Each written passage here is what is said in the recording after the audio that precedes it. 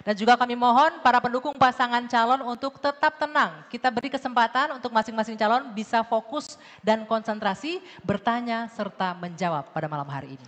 Langsung saja pada segmen ini sesuai dengan urutan, kesempatan pertama akan diberikan kepada paslon nomor urut 4 memberikan pertanyaan kepada paslon nomor urut 1.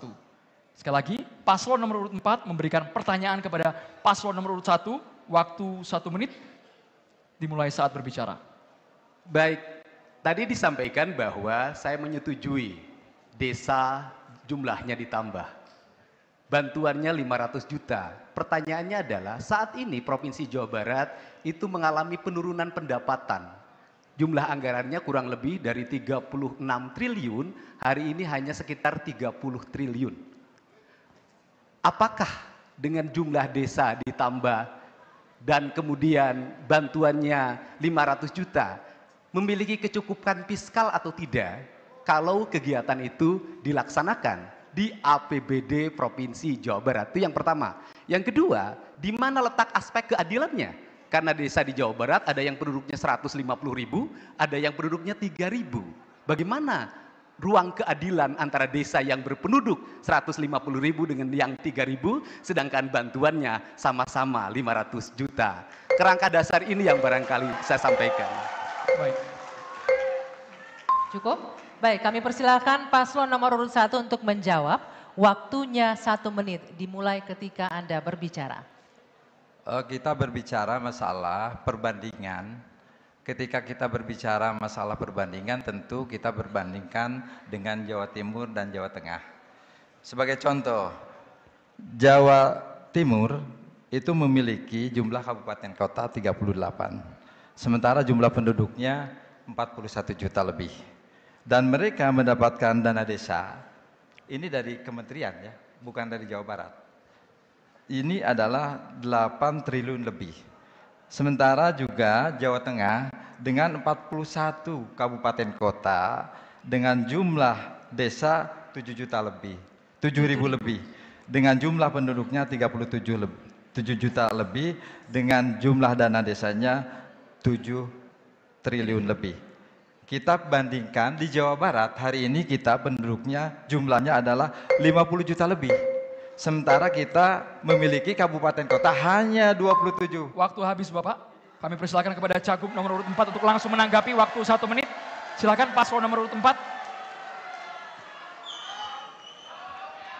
Kalau sumber anggarannya dari APBN, jumlah desa ditambah, kita sangat menyepakati. Tetapi kalau itu bersumber dari Provinsi Jawa Barat dengan asumsi 500 juta per desa per tahun, maka penghitungannya harus cermat. Karena anggaran Jawa Barat pendapatannya mengalami penurunan karena bagi hasil pajak kendaraan bermotor hari ini diserahkan kepada kabupaten kota. Yang kedua adalah aspek keadilan. Saya katakan hari ini ada ketidakadilan. Kenapa? Ada desa yang selesai seluruh pembangunan infrastrukturnya karena jumlah wilayahnya kecil, ada desa yang tidak selesai-selesai karena jumlah wilayahnya banyak dan penduduknya banyak. Sehingga di mana letak membangun kerangka keadilannya agar tidak terjadi disparitas antar desa dan antar wilayah. Saya sangat menghormati kebijakan itu dan apresiasi kalau desa terus disubsidi tambahan dari Provinsi Jawa Barat. Saya menyepakati kalau subsidi. Cukup, waktunya habis, terima kasih. Silakan paslon nomor urut 1 menanggapi kembali. Waktunya 1 menit. Saya sepakat apa yang dinarasikan oleh Pak Dedi. Cuman hanya sekali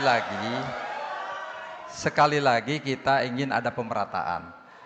Jangan sampai ada disparitas antara desa yang betul-betul sudah maju dengan desa yang ada di perkotaan dengan desa betul-betul desa yang ada di daerah. Sehingga mereka akan memperoleh pelayanan yang sama.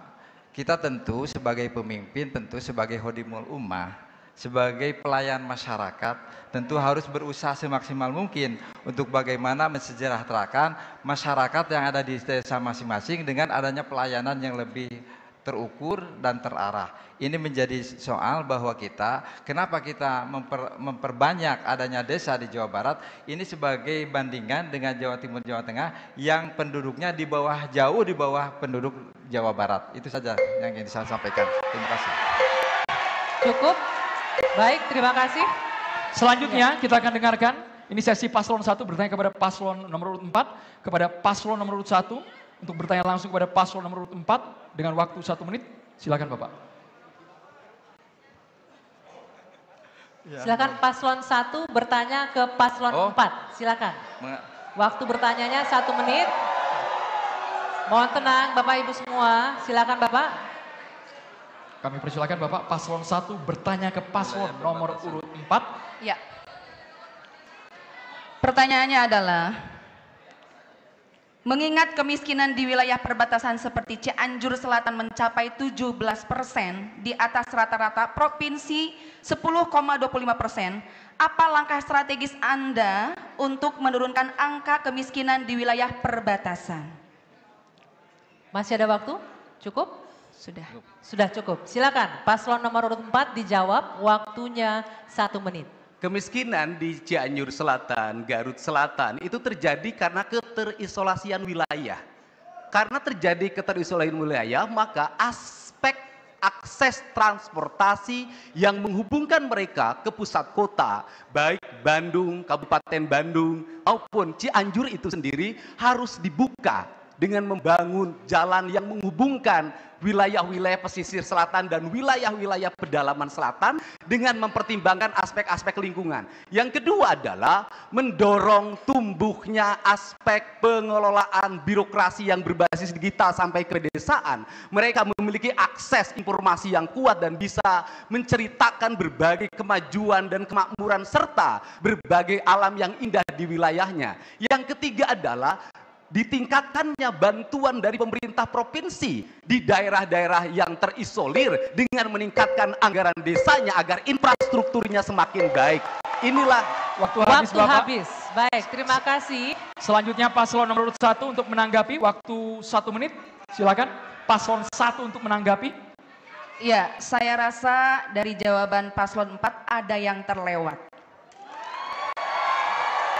Saya lengkapi sesempurna mungkin. Adanya asuransi sosial, yaitu memberikan perlindungan bagi masyarakat miskin melalui program jaminan kesehatan dan pendidikan gratis. Yang berikutnya, fasilitasi UMKM lokal, meningkatkan keterampilan dan akses pasar produk lokal. Yang berikutnya, pembangunan kawasan ekonomi khusus, yaitu mengundang investor untuk membuka lapangan kerja di wilayah perbatasan. Sudah, terima kasih. Cukup? Waktunya masih ada? Baik, cukup ya. Tidak mau dimanfaatkan. Oke, baik. Silakan paslon nomor urut 4 untuk menanggapi balik, waktunya 1 menit. barangkali Teh Gita tidak memperhatikan penyampaian visi awal saya. Di visi awal kami menyampaikan harus ada upaya perlindungan terhadap kesehatan, kecelakaan kerja, jaminan hari tua bagi para petani dan nelayan. Itu termasuk masyarakat yang ada di wilayah Cianjur Selatan, Garut Selatan. Karena mayoritas orang desa itu profesinya 2, petani dan nelayan. Kemudian yang berikutnya adalah persoalan teknis seperti UMKM, kemudian koperasi atau berbagai produksi lainnya akan terbuka dengan sendirinya manakala akses wilayah dibuka. Kalau aspek infrastrukturnya dibuka, aspek teknologi informasinya dibuka, maka daerah itu akan tumbuh dengan sendirinya. Karena secara umum, masyarakat kita memiliki kemandirian dalam berusaha sejak lama. Bukan hanya sebagai orang yang dibantu. Mereka tanpa bantuan pun bisa tumbuh asal pemerintah berikan. Baik, cukup. Habis waktu.